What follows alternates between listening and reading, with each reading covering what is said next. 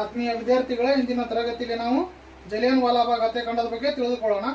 ಈ ಜಲಿಯನ್ ವಾಲಾಬಾಗ್ ಹತ್ಯಾಕಾಂಡದ ಬಗ್ಗೆ ತಿಳಿದುಕೊಳ್ಳೋಕೆ ಮುಂಚೆ ನಾವು ಒಂದು ಕಾಯ್ದೆ ಐತ್ರಿ, ಯಾವುದು ರೌಲಟ್ ಕಾಯ್ದೆ ಅಂತ ಹೇಳಿ.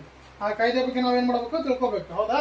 ನೆಕ್ಸ್ಟ್ ನೋಡ್ರಿ, ಈಗ ಸರ್ ಸಿಡ್ನಿ ರೌಲಟ್ ಅನ್ನೋರು 1919 ಬ್ರಿಟನ್ ಪಾರ್ಲಿಮೆಂಟ್ ಒಳಗೆ ಒಂದು ಕಾಯ್ದೆ ಪಾಸ್ ಆಗುತ್ತೆ. ಯಾವ ಕಾಯ್ದೆ ಅದು? ರೌಲಟ್ ಆಕ್ಟ್ ಅಂತ ಹೇಳಿ. ಇವ್ರ ಹೆಸರು ಮೇಲೆ, ಸರ್ ಸಿಡ್ನಿ ರೌಲಟ್ ಅನ್ನೋ ಹೆಸರು ಮೇಲೆ ಆ ಕಾಯ್ದೆಗೆ ಏನಂತ ಹೆಸರು ಕೊಟ್ಟಾರ್ರಿ? ರೌಲಟ್ ಕಾಯ್ದೆ ಅಂತ ಹೇಳಿ ಹೆಸರು ಕೊಟ್ಟಾರ, ಹೌದಾ? ನೆಕ್ಸ್ಟ್ ನೋಡ್ರಿ, ಈ ಕಾಯ್ದೆಯ ಮೂಲ ಹೆಸರು ಏನಪ್ಪಾ ಅಂದ್ರ ಅನಾರ್ಕಿಯಲ್ ಅಂಡ್ ರೆವಲ್ಯೂಷನರಿ ಕ್ರೈಮ್ಸ್ ಆಕ್ಟ್ 1919 ಅಂತ ಹೇಳಿ. ಈ ಕಾಯ್ದೆಯ ಮೂಲ ಹೆಸರು ಏನ್ರಿ? ಅನಾರ್ಕಿಯಲ್ ಅಂಡ್ ರೆವಲ್ಯೂಷನರಿ ಕ್ರೈಮ್ಸ್ ಆಕ್ಟ್ 1919.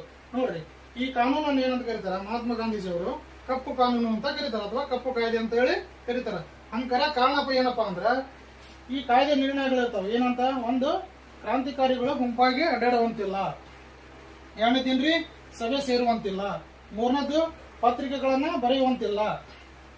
ನಾಲ್ಕನೇದೇನು? ಸಾರ್ವಜನಿಕವಾಗಿ ಸ್ವಾತಂತ್ರ್ಯ ಪರವಾಗಿ ಭಾಷಣವನ್ನ ಮಾಡುವಂತಿರಂಗಿಲ್ಲ. ಈ ಕಾಯ್ದೆ ಇನ್ನೊಂದು ದೊಡ್ಡ ಅಂಶ ಏನಂದ್ರೆ ಅನುಮಾನ, ಇದ್ರಾಗ ಕೇವಲ ಅನುಮಾನದ ಆಧಾರದ ಮೇಲೆ ಮಾಡ್ತಿರ್ತಾರ್ರಿ, ಬಂಧನವನ್ನ ಮಾಡ್ತಿರ್ತಾರ. ಮತ್ತು ಬ್ರಿಟಿಷ್ ಸರ್ಕಾರದ ವಿರುದ್ಧ ಹೋರಾಡುವಂತಹ ಹೋರಾಟಗಾರರನ್ನ ಆಸ್ತಿಯನ್ನು ಮುಟ್ಟುಗೋಲು ಹಾಕಿರ್ತಾರ. ಆ ಕಾರಣಕ್ಕ ಈ ಕಾನೂನನ್ನು ಏನಂತ ಕರೀತಾರ? ಮಹಾತ್ಮ ಗಾಂಧೀಜಿ ಅವರು ಕಪ್ಪು ಕಾನೂನು ಅಂತ ಹೇಳಿ ಕರೀತಾರ. ಈ ಕಾನೂನಿನ ಅನ್ವಯ ಯಾವುದೋ ಒಬ್ಬ ಈಗ ಅನುಮಾನದ ಆಧಾರದ ಮೇಲೆ ಬಂಧನ ಮಾಡಿರ್ತಾರಲ್ಲ, ಆ ವ್ಯಕ್ತಿ ಏನ್ ಮಾಡಂಗಿಲ್ಲ, ಅಪೀಲ್ ಮಾಡುವಂತಿರಂಗಿಲ್ಲ, ಲಾಯರ್ನ ನೇಮಕ ಮಾಡುವಂತಿರಂಗಿಲ್ಲ. ಮತ್ತೆ ಏನಿರ್ತೀರಿ, ಅವ್ರ ಮೇಲೆ ಯಾವ್ದು ಟ್ರಯಲ್ ನಡೆಸಂಗಿಲ್ಲ, ಯಾವ್ದಂದ್ರೆ ಯಾವ್ದಕ್ ಮೊಕದ್ದಮೆಗಳನ್ನ ನಡೆಸಂಗಿಲ್ಲ. ಹಂಗ ಸುಮ್ಮನೆ ಏನ್ ಮಾಡೋದ್ರಿ, 2 ವರ್ಷದ ಮಟ್ಟ ಬಂಧನ ಮಾಡಿ ಜೈಲೊಳಗ ಇಟ್ಬಿಡ್ತಿದ್ರು. ಆ ಕಾರಣಕ್ಕಾಗಿ ಈ ಕಾನೂನನ್ನು ಮಹಾತ್ಮ ಗಾಂಧೀಜಿ ಅವರು ಕಪ್ಪು ಕಾನೂನು ಅಂತ ಹೇಳಿ ಕರೀತಾರ. ಈ ಕಾನೂನಿನ ಮುಖ್ಯ ಉದ್ದೇಶ ನಿಮಗೆ ಗೊತ್ತಾಗಬಹುದು, ಹೆಸರು ನೋಡಿದ್ರೆ ಗೊತ್ತಾಗಬಹುದು. ಅನಾರ್ಕಿಯಲ್ ಅಂಡ್ ರೆವಲ್ಯೂಷನರಿ ಅಂದ್ರೆ ಕ್ರಾಂತಿಕಾರಿಗಳನ್ನ ಅವ್ರು ಮಾಡಂತ ಅಪರಾಧಗಳನ್ನ ಹತ್ತಿಕ್ಕುವಂತ ಒಂದು ಕಾಯ್ದೆ ಆಗಿರುತ್ತೆ. ಈ ಕಾಯ್ದೆ ವಿರುದ್ಧ ಪ್ರತಿಭಟನೆ ಮಾಡೋಕ್ಕೋಸ್ಕರ ಮಹಾತ್ಮ ಗಾಂಧಿ ಏನ್ ಮಾಡ್ತಾರ್ರಿ? 1919 ಮಾರ್ಚ್ 30ಕ್ಕೆ ಏನ್ ಮಾಡ್ತಾರ? ರೌಲಟ್ ಸತ್ಯಾಗ್ರಹ ಅಂತೇಳಿ ಪ್ರಾರಂಭ ಮಾಡ್ತಾರ. ಏನ್ ಪ್ರಾರಂಭ ಮಾಡ್ತಾರ್ರಿ? ರೌಲಟ್ ಸತ್ಯಾಗ್ರಹ ಅಂತೇಳಿ ಪ್ರಾರಂಭ ಮಾಡ್ತಾರ. ಮಹಾತ್ಮ ಗಾಂಧೀಜಿ ಅವರು ರೌಲಟ್ ಸತ್ಯಾಗ್ರಹಕ್ಕೆ ಕರೆ ನೀಡ್ತಾರ. ಕರೆ ನೀಡಿದ ಮೇಲೆ ಇದು ಏನಂತಾರೆ, 8ನೇ ತಾರೀಕು ಏನ್ ಮಾಡ್ತಾರೆ? 8 ಏಪ್ರಿಲ್ 1919 ಅವ್ರನ್ನ ಬಂಧನವನ್ನ ಬ್ರಿಟಿಷ್ ಸರ್ಕಾರ ಮಾಡುತ್ತೆ. ಮಹಾತ್ಮ ಗಾಂಧೀಜಿ ಅವರ ಕರೆಗೆ ಒಗ್ಗೊಟ್ಟು ಪಂಜಾಬ್ನೊಳಗ ಸತ್ಯಪಾಲ್ ಮತ್ತು ಸೈಫುದ್ದೀನ್ ಕಿಸ್ಲಿ ಅಂತ ಹೇಳಿ ಏನ್ ಮಾಡ್ತಾರೆ? ಇವರಿಬ್ರು ಏನ್ ಮಾಡ್ತಾರ್ರಿ? ಈ ರೌಲಟ್ ಸತ್ಯಾಗ್ರಹವನ್ನ ಮುನ್ನಡೆಸ್ತಾರ. ಇವರಿಬ್ರು ಸತ್ಯಪಾಲ್ ಮತ್ತು ಸೈಫುದ್ದೀನ್ ಕಿಸ್ಲಿ ಏನ್ ಮಾಡ್ತಾರ್ರಿ? ಮಹಾತ್ಮ ಗಾಂಧೀಜಿ ಅವರ ಕರೆಗೆ ಹೋಗೊಟ್ಟು ರೌಲಟ್ ಸತ್ಯಾಗ್ರಹವನ್ನ ಮುನ್ನಡೆಸ್ತಿರ್ತಾರಲ್ಲ, ಇವ್ರನ್ನ ಏನ್ ಮಾಡುತ್ತೆ? 9 ಏಪ್ರಿಲ್ 1919 ಬ್ರಿಟಿಷ್ ಸರ್ಕಾರ ಬಂಧನವನ್ನ ಮಾಡುತ್ತೆ. ರೌಲಟ್ ಕಾಯ್ದೆಯನ್ನು ವಿರೋಧಿಸಿ ರೌಲಟ್ ಸತ್ಯಾಗ್ರಹಕ್ಕೆ ಗಾಂಧೀಜಿ ಅವರು ಕರೆ ಕೊಟ್ಟಿರ್ತಾರ. ಆ ಕರೆಗೆ ಹೋಗೊಟ್ಟು ಪಂಜಾಬ್ನಲ್ಲಿ ಸೈಫುದ್ದೀನ್ ಕಿಸ್ಲಿ ಮತ್ತು ಸತ್ಯಪಾಲ್ ಅನ್ನೋರು ಏನ್ ಮಾಡಿರ್ತಾರ್ರಿ? ಸತ್ಯಾಗ್ರಹವನ್ನ ಸ್ಟಾರ್ಟ್ ಮಾಡಿರ್ತಾರ. ಅವ್ರನ್ನ ಏನ್ ಮಾಡಿರ್ತಾರ್ರಿ? ಬ್ರಿಟಿಷರು ಬಂಧನ ಮಾಡಿರ್ತಾರ. ಅದನ್ನ ವಿರೋಧಿಸಿ ಏನ್ ಮಾಡ್ತಿರ್ತಾರ? ಬೈಸಾಖಿ ಹಬ್ಬದ ದಿನ, ಅಂದ್ರ ಬೈಸಾಖಿ ಅಂದ್ರೆ ಸುಗ್ಗಿ ಹಬ್ಬ. ಅದು ಪಂಜಾಬ್ನೊಳಗೆ ಒಂದು ಏನ್ರಿ, ಈ ಹಬ್ಬವನ್ನು ಏನಂತ ಕರೀತಾರ? ಸುಗ್ಗಿ ಹಬ್ಬ ಅಂತ ಕರೀತಾರ. ಸುಗ್ಗಿ ಹಬ್ಬ ಪಂಜಾಬ್ನೊಳಗ ಗೋಧಿಯನ್ನ ಕಟಾವ್ ಮಾಡಿದ್ಮೇಲೆ ಬಂದಂತ ಹಬ್ಬ, ಕಟಾವ್ ಮಾಡಿರ್ತಾರ ಆ ಟೈಮ್ನಾಗ. ಅದು ಒಂದು ಸುಗ್ಗಿ ಹಬ್ಬ. ಸುಗ್ಗಿ ಮಾಡಿನಾಗಿರ್ತಾರ್ರಿ. ಆ ಬೈಸಾಖಿ ಹಬ್ಬದ ದಿನ ಏನ್ ಮಾಡಿರ್ತಾರೆ? ಎಲ್ಲರೂ ಜಲಿಯನ್ ವಾಲಾಬಾಗ್ ಅನ್ನೋ ಒಂದು ಉದ್ಯಾನವನ ಅಂದ್ರೆ ಗಾರ್ಡನ್ ಒಳಗೆ ಏನ್ ಮಾಡಿರ್ತಾರ? ಸಭೆ ಸೇರಿರ್ತಾರ. ಆ ಗಾರ್ಡನ್ಗೆ ಎಷ್ಟು ಇರ್ತೈತಿ ಗೇಟ್? ಕೇವಲ ಒಂದೇ ಗೇಟ್ ಇರ್ತೈತಿ ಆ ಗಾರ್ಡನ್ಗೆ, ಹೌದಾ? ಆ ಗಾರ್ಡನ್ಗೆ ಒಂದೇ ಗೇಟ್ ಇರ್ತೈತಿ. ಇಲ್ಲಿ ಸೇರಿದಂತ ಜನ ನೋಡಿ ಯಾರೊಬ್ರು ಏನ್ ಮಾಡ್ತಾರ್ರಿ? ಪಂಜಾಬ್ನ ಲೆಫ್ಟಿನೆಂಟ್ ಗವರ್ನರ್ ಆದಂತ ಓಡೇರಿ ಏನ್ ಹೇಳ್ತಾರ? ಇಲ್ರಿ, ಸರ್ಕಾರದ ವಿರುದ್ಧ ಪ್ರತಿಭಟನೆ ಮಾಡಕ ಕ್ರಾಂತಿಕಾರಿಗಳಲ್ಲಿ ಸಭೆ ಸೇರ್ಯಾರ.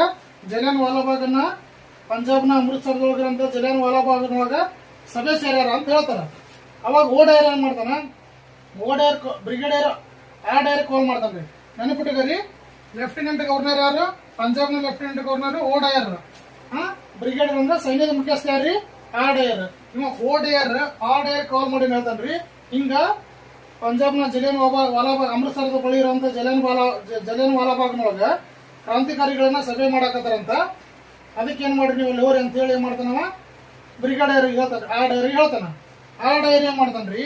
ಅವನ ಮಾತು ಕೇಳ್ಕೊಂಬಂದು ಸೀದಾ ಒಮ್ಮಕ್ಲೆ ಗೋರ್ಖಾ ರೆಜಿಮೆಂಟ್ ಕರ್ಕೊಂಡ್ ಬರ್ತಾನೆ ಸೈನಿಕರನ್ನ. ಕಾರಣ್ರಿ, ಗೋರ್ಖಾ ರೆಜಿಮೆಂಟ್ನ ಸೈನಿಕರನ್ನ ಕರ್ಕೊಂಡ್ಬಂದು ಇಲ್ಲಿ ಎಲ್ರಿ ಜಲಿಯನ್ ವಾಲಾಬಾಗ್ನೊಳಗೆ ಏನ್ ಗಾರ್ಡನ್ ಇರ್ತೈತಲ್ರಿ, ಈ ಗಾರ್ಡನ್ ಒಳಗೆ ಏನ್ ಮಾಡಿರ್ತಾರ?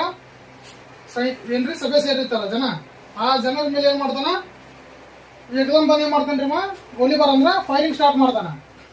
ಯಾವ ತರ ಫೈರಿಂಗ್ ಸ್ಟಾರ್ಟ್ ಮಾಡ್ತಾರೆ ಅಂದ್ರೆ ಅವರು, ಈಗ ಈ ಗಾರ್ಡನ್ ಇರ್ತೈತಲ್ರಿ, ಗಾರ್ಡನ್ಗೆ ಕೇವಲ ಒಂದ ಏನಿರುತ್ತ ದಾರಿ ಇರುತ್ತೆ, ಹೊರಗೆ ಬರಕ ಒಳಗೆ ಹೋಗಕ. ಅವ ಬಂದ ಅಂದ್ರೆ ಇಲ್ಲಿ ಪೊಲೀಸ್ಗೆ ಇಲ್ಲಿ ಗೇಟ್ ಬಂದ್ ಮಾಡ್ತಾರೆ ಅವರು. ಗೇಟ್ ಬಂದ್ ಮಾಡಿಸಿ ಇಲ್ಲಿ ನಿಂತ್ಕೊಂತಾರೆ. ಯಾರು ಇಲ್ಲೊಂದು ಲೈನ್ ಸೈನಿಕರು ನಿಂತ್ಕೊಂತಾರ, ಇಲ್ಲೊಂದು ಲೈನ್ ಸೈನಿಕರು ನಿಂತ್ಕೊಂತಾರೆ.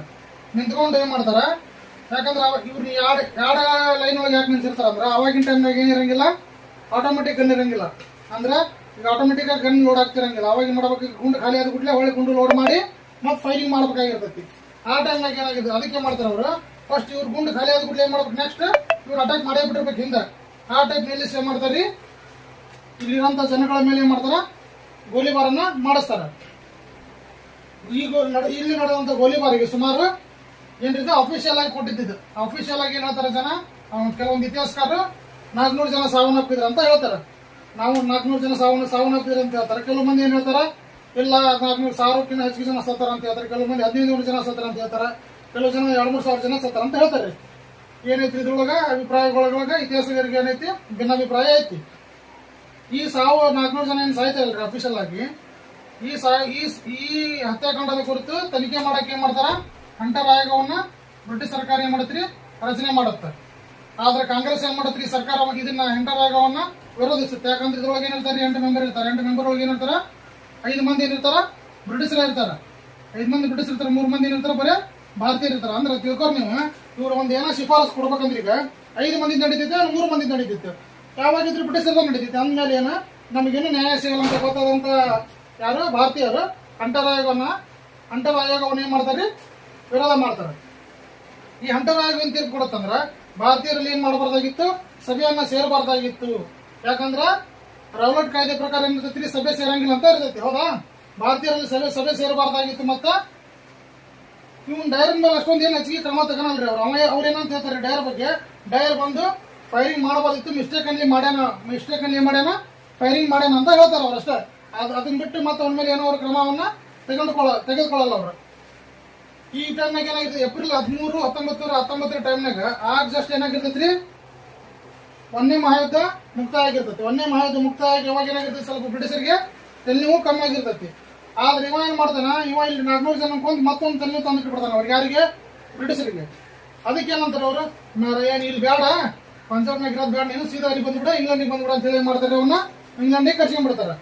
ಅವ ಇಂಗ್ಲೆಂಡಿನ ವಿಮಾನ ಇಳಿದಾಗ ಅವಂಗ ಏನ್ ಮಾಡ್ತಾರ ಅಂತ ಹೇಳ್ರಿ, 2600 ಪೌಂಡ್ ಬಹುಮಾನ ಕೊಡ್ತಾರ. ಅವಂಗ 2600 ಪೌಂಡ್ ಬಹುಮಾನ. ದೊಡ್ಡ ಕೆಲಸ ಮಾಡಿ ಬಂದಿಯಪ್ಪ, 400 ಜನ ಕೊಂದು ಬಂದಿದಿ, 2600 ಪೌಂಡ್ ಅಂದ್ರ ಸುಮಾರು ಒಂದ್ 2,60,000 ಆಗಿನ ಕಾಲಕ್ಕೆ.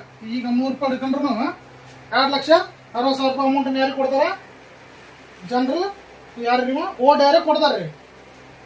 ಇದನ್ನೆಲ್ಲ ಕಂಡಿಲ್ಲ ಯಾರು ನೋಡಿರ್ತಾರ, ನಮ್ಮ ಉಧಮ್ ಸಿಂಗ್ ಅನ್ನೋ ಒಂದು ಕ್ರಾಂತಿಕಾರಿ, 19 ವರ್ಷದ ಕ್ರಾಂತಿಕಾರಿ ನೋಡಿರ್ತಾರ. ಉಧಮ್ ಸಿಂಗ್ ಅವ್ರು ಏನ್ ಮಾಡ್ತಾರ, ಅವ್ರಿಗೇನ ಈ ಏಪ್ರಿಲ್ 13, 1919 ಅಂದ್ರೆ ಜಲಿಯನವಾಲಾ ಬಾಗ್ ಹತ್ಯಾಕಾಂಡ ಆದಂತ ಟೈಮ್ ಒಳಗ ಅವ್ರಿಗೆ ಅವ್ರ ವಯಸ್ಸು ಕೇವಲ 19 ವರ್ಷ ಇರ್ತೈತಿ. 19 ವರ್ಷ ಇರುತ್ತಲ್ಲ, ಅವ್ರು ಏನ್ ಮಾಡ್ತಾರ್ರಿ, 21 ವರ್ಷ ನಂತರ ಆ ಸೇಡನ್ನ, ಹಳೆ ಸೇಡನ್ನ ತಲೆಗೆ ಇಟ್ಕೊಂಡು ಹೋಗಿ ಇವ್ರು ಏನಿರ್ತಾನ್ರಿ, ಅವಾಗ ಇರ್ತಾನ್ರಿ ಅವ ಡಯರ್. ಈ ಡಯರ್ ಅಲ್ಲಿ ಇರ್ತಾನ, ಲಂಡನ್ ಒಳಗೆ ಇರ್ತಾನ. ಯಾಕಂದ್ರೆ ಅವ್ರು ಲಂಡನ್ಗೆ ಕರ್ಸ್ಕೊಂಡ್ ಬಿಟ್ಟಿರ್ತಾರ ಅವ್ರು ಬ್ರಿಟಿಷರ್. ಅವಾಗ ಈ ಬೇಡ ಬಾ ನೀನ್ ಇಲ್ಲೇ ಲಂಡನ್ಗೆ ಬಂದ್ಬಿಡ ಅಂತ ಹೇಳಿ 21 ವರ್ಷದ ನಂತರ ಹೋಗಿ ಡಯರ್ನ ಹುಡುಕ್ತಾರ ಅವ್ರು ಫಸ್ಟ್. ಅವಾಗ ಏನ್ ಮಾಡ್ತಿರ್ತಾನ ಡಯರ್, ಒಂದು ಪಾರ್ಟಿ ಅಟೆಂಡ್ ಮಾಡಕ್ ಹೋಗಿರ್ತಾನ. ಒಂದು ಪಾರ್ಟಿ ಅಟೆಂಡ್ ಮಾಡಕ್ ಹೋಗಿರ್ತಾನ. ಅವಾಗ ಇವ್ರು ಏನ್ ಮಾಡ್ತಾರ, ಯಾರು ಉಧಮ್ ಸಿಂಗ್ ಅವರು ಅಲ್ಲಿ ಹೋಗ್ತಾರ, ಎಲ್ಲಿ ಆ ಪಾರ್ಟಿಯನ್ನ ಅಟೆಂಡ್ ಮಾಡ್ತಾರ. ಅಟೆಂಡ್ ಮಾಡಿ ಕೇಳ್ತಾರ ಅವ್ರು. ಯಾಕಂದ್ರೆ ಈಗ 19 ವರ್ಷದಾಗ ನೋಡಿರ್ತಾರ ಅವ್ರು. ಈ 21 ವರ್ಷ ಬಿಟ್ಟು ಬಂದಿರ್ತಾರ ಇಂಗ್ಲೆಂಡ್ಗೆ. ಅವಾಗ ಏನ್ ಮಾಡ್ತಾರ ಅವ್ರು, ಇಲ್ಲಿ ಯಾರ್ರಿ ಓ ಡಯರ್ ಅಂದ್ರೆ ಯಾರು ಅಂತ ಕೇಳ್ತಾರ ಅವ್ರು. ಇಲ್ಲಿ ಯಾರು ಓ ಡಯರ್ ಅಂತಾರಲ್ರಿ, ಯಾರು ಇವ್ರು ಅಂತ ಕೇಳ್ತಾರ. ಕೆಲವೊಬ್ರು ಏನ್ ಹೇಳ್ತಾರ, ಅದ್ರ ಅವರ ಓ ಡಯರ್ ಅಂತ ಹೇಳ್ತಾರ. ಅಲ್ಲಿ ಹೋಗಿ ಅವ್ರನ್ನ ಕೇಳ್ತಾರ ಅವ್ರು, ಯಾರನ್ನ ಓ ಡಯರ್ನ ಕೇಳ್ತಾರ ಅವ್ರು ಹೋಗಿ. ಏನಂತ, ಓ ಡಯರ್ ಅಂದ್ರೆ ಯಾರು ಇಲ್ಲೇ ಅಂತಾರ. ನಾನಾ ಓ ಡಯರ್ ಅಂತಾರ. ಹೌದು ಅಂದಾಗ ಏನ್ ಮಾಡ್ತಾರ ಅವರು, ತಮ್ಮ ಕಡೆ ಇದ್ದಂತ ಗನ್ ಅನ್ನ ತೆಗೆದುಕೊಂಡು, ಅಂದ್ರೆ ಪಿಸ್ತೂಲ್ ತೆಗೆದುಕೊಂಡು ಏನ್ ಮಾಡ್ತಾರ, ಓ ಡಯರ್ ಅನ್ನ ಎದೆಗೆ ಗುಂಡು ಹೊಡೆದು ಕೊಲೆ ಮಾಡ್ತಾರ. ಏನ್ ಮಾಡ್ತಾರ್ರಿ, ಓ ಡಯರ್ ಅನ್ನ ಎದೆಗೆ ಗುಂಡು ಹೊಡೆದು ಕೊಲೆ ಮಾಡ್ತಾರ. ಈ ಕೊಲೆ ಮಾಡಿದ ತನಿಖೆಯನ್ನು ನಡೆಸಾಕ ಬ್ರಿಟಿಷ್ ಸರ್ಕಾರ ಏನ್ ಮಾಡ್ತೀರಿ, ಒಂದು ಕೋರ್ಟ್ ಒಳಗೆ ಏನ್ ಮಾಡ್ತೀವಿ ಇವ್ರಿಗೆ, ಇವ್ರು ಯಾರಿಗೆ, ಉಧಮ್ ಸಿಂಗ್ ಅವ್ರಿಗೆ ಏನ್ ಮಾಡ್ತೈತಿ, ತನಿಖೆ ನಡೆಸ್ತೈತಿ. ಇವ್ರ ಮೇಲೆ ಕೇಸ್ ನಡೆಸಿದಾಗ ಅವಾಗ ಇವ್ರನ್ನ ಕೇಳ್ತಾರ ಅವ್ರು, ಏನಂತ, ನಿಮ್ಮ ಹೆಸರು ಏನ್ ಹೇಳ್ರಿ ಅಂತ ಕೇಳ್ತಾರ ಅವ್ರು. ಅವ್ರಂತಾರ ಏನಂತಾರೆ, ಯಾರು ಉಧಮ್ ಸಿಂಗ್ ಅವ್ರ ಅಂತಾರೆ, ಏನಂತ, ನಾನಾ ಕೊಲೆ ಮಾಡೀನಿ, ಇದಾಗನ್ಲಿತರನ ಕೊಲೆ ಮಾಡೀನಿ, ನನ್ನ ಹೆಸರು ತಗೊಂಡು ನಿಮ್ಗೆ ಏನಾಗಬೇಕಾಗೈತಿ, ನನ್ನ ಗಲ್ಲಿ ಶಿಕ್ಷೆ ಕೊಡ್ರಿ ಅಂತ ಹೇಳ್ತಾರ ಅವ್ರು. ಮತ್ತು ಹೊಳ್ಳಿ ಜಡ್ಜ್ ಏನ್ ಕೇಳ್ತಾನ್ರಿ ಅವನು, ನಿಮ್ಮ ಹೆಸರು ಏನ್ ಹೇಳ್ರಿ ಅಂತಾರ. ಅವಾಗ ಅಂತಾನ ಅವ್ರು, ಮತ್ತು ನನ್ನ ಹೆಸರು ತಗೊಂಡು ನೀವೇ ಮಾಡ್ರಿ, ಇದಾಗ ಗನ್ನಿಲ್ಲ ಶೂಟ್ ಮಾಡೀನಿ, ನಾನಾ ಶೂಟ್ ಮಾಡೀನಿ, ನನ್ನ ಗಲ್ಲಿ ಶಿಕ್ಷೆ ಕೊಡ್ರಿ ಅಂತ ಹೇಳ್ತಾರ. ಮಳ್ಳ 3-4 ಸಲ ಕೇಳಿದ್ಮೇಲೆ ಏನ್ ಮಾಡ್ತಾರ ಅವ್ರು, ಅವಾಗ ಇವ್ರು ಏನ್ ಹೇಳ್ತಾರೆ, ನಿಮ್ಮ ಹೆಸರು ಏನ್ರಿ ನಿಮ್ಮ ಹೆಸರು ಏನ್ ಹೇಳ್ರಿ ಅಂತ ಕೇಳ್ತಾರೆ ಅವರು. ಯಾರು ಜಡ್ಜ್ ಕೇಳ್ತಾನ್ರಿ.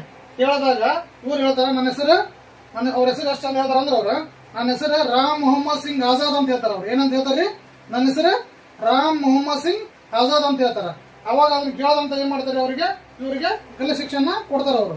ಹೌದಾ?